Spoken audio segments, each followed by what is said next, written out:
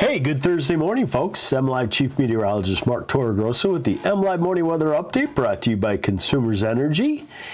And tell you what, if you like 60s, 70s, sunshine, peak fall colors, this weekend is what it's all about for you. So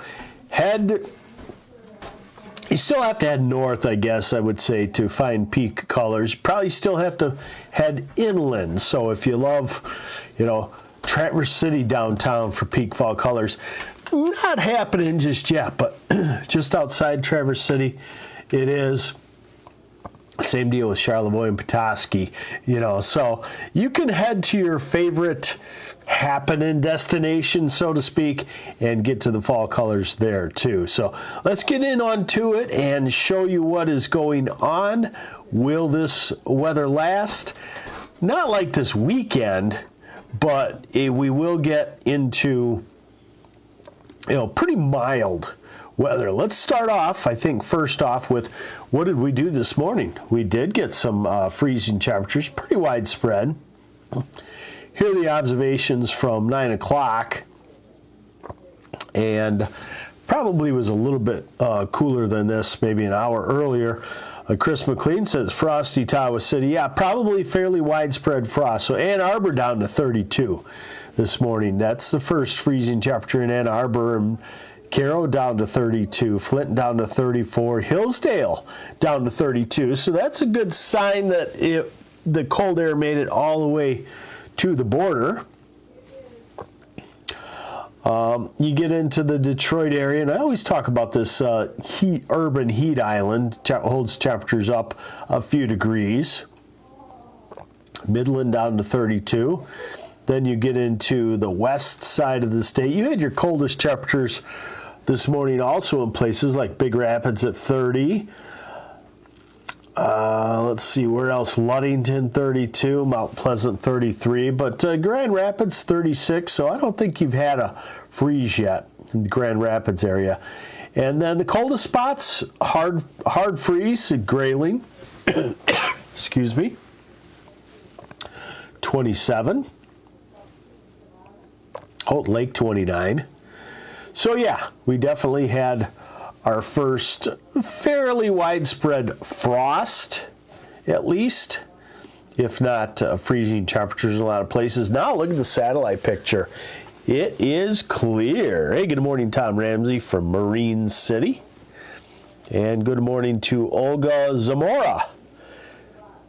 Renee Fountain, thanks for watching. And Nancy Palmisano. So sunshine today, sunshine tomorrow, sunshine on into the weekend. Let's look at the upper air just briefly, okay? 15,000 feet up. So we'll see the ridge blow up over us. That's what brings us the much warmer temperatures into the weekend. We'll see a disturbance try to come and knock that ridge down, and it'll weaken as it gets to us. So our next chance of rain late Tuesday into Wednesday. It moves through quickly. It doesn't stagnate over us. It moves through quickly. And then we see the ridge trying to build, but we see the jet stream becoming fast west to east. The progression of the seasons is coming, is what it is. And that means we get into, I don't want to call it an active storm track, but it means we get the storm system zipping by every couple of days. That's going to be probably the first week in November. But what I will say is when you get the tightly packed jet stream, it can't stay zonal for long. It stays that way for maybe a week, maybe two, and then a buckle happens. And then all things are on called late fall, winter weather. So it's happening.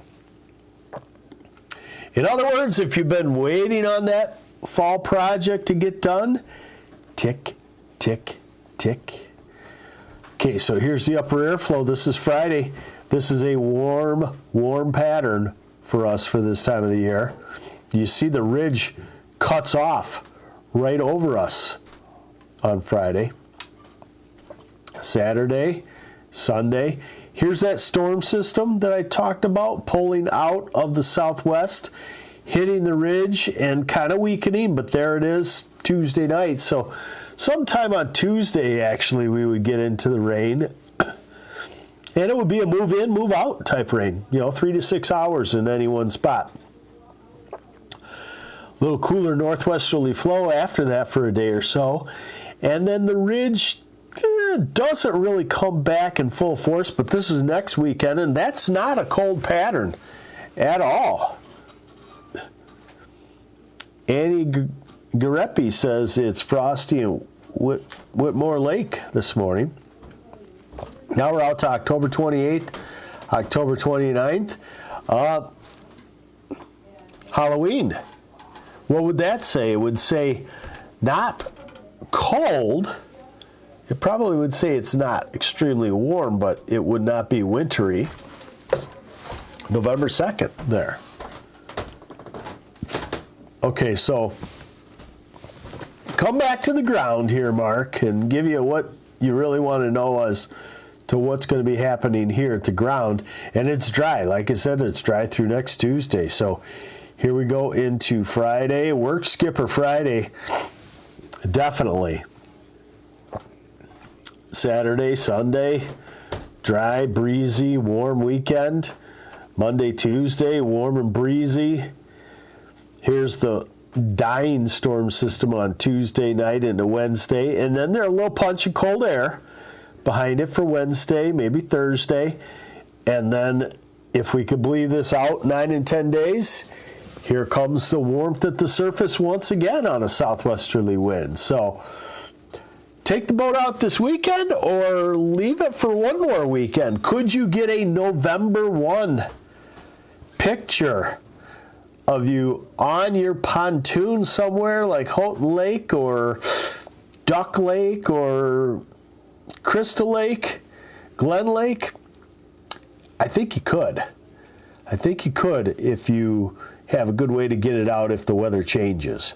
A little closer of a look, just dry and warming up, turning breezy. Next rain, this is Tuesday afternoon. So really good weather to work outside or to play outside. Let's see what Shannon has to say. Taking my kids out of school and heading north. Can't pass up this weather. You got that right. Turn it into a science project. They won't even know it. Or better yet, if they know it and they like it, that's even better, right? Matthew Myers, killing me. We need some snowfall in the future. It will happen. It will happen, but it's going to take a little bit. I think we'll probably have a snow, an accumulating snow somewhere in central, maybe southern lower Michigan in the second 2 weeks of November. What you're looking at here is the temperature anomaly at 5,000 feet up. A good way to just show you what's going on. So here's next Wednesday and Thursday, the cold air for about a day. Then we go out to the following weekend, October 27th, warmer than normal. And we go to the 29th, and we go to November 1st. Continue the warmer than normal weather. And remember, at that point, we're looking at highs in the 50s and 60s as being warmer than normal, not 70s and 80s. So exact details, today we're about 60 at least, if not 65. Tomorrow we're 65 most places at least, if not nearing 70. And then Saturday is 67 to 73, I would say. Sunday in the 70s, Monday in the 70s, Tuesday probably in the 70s, the 60s at least. Now Wednesday we get a little cool down into Thursday, and then right back at the warming trend as we go out quite a ways. So no, sign that cold air and winter is anywhere in sight over the next 10 days. Get the outdoor projects going and finished. It's only going to last so long. My guess is, mid-November. But I'll be honest, the weather is wacky. Warmth has control over cold, but cold is still there. It's still an Earth that has colder air building at the polar regions and dropping south. So we will have winter. It won't be like last winter. Last winter we had two things going on the warm side, and that was a strong El Nino, and then of course the current trend of a warmer globe. This year we have the warmer globe, obviously, and we have what looks to be a full-fledged La Nina now. I just kind of looked and I saw that maybe there was a discussion that La Nina had started, but I looked at ocean temperatures and said, hey, that looks like full-fledged La Nina has developed. La Nina doesn't really make us cold. It doesn't make us as cold as what El Nino makes us warm, but it leans us toward the possibility of cold. But then you factor in the 800-pound gorilla of a warmer than normal globe, and you come out with probably a slightly warmer than normal mathematically winter, but that still is winter in Michigan. And you also come out with, at some point late in the winter, La Nina tends to get us into an active storm track, and that can be a real sloppy type thing. In other words, we're not going to skate by with two non-winters in a row, I don't believe. There you go. There's your MLive morning weather update brought to you by Consumers Energy. I'm MLive Chief Meteorologist Mark Torregrossa. My cold has bottomed out, I'm convinced, and tomorrow I will sound perfect, I hope. Take care. Have yourselves a great Thursday. Bye.